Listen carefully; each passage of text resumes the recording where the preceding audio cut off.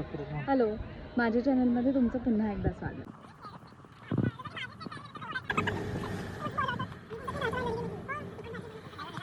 आम्ही हडशीला आलो आहे. अगदी अचानक प्लॅन झाला आणि मी एक्सपेक्ट केलं होतं की हां, मंदिर आहे पांडुरंगाचं, तिथे जाऊ, दर्शन घेऊ, खाऊ पिऊ, घरी येऊ.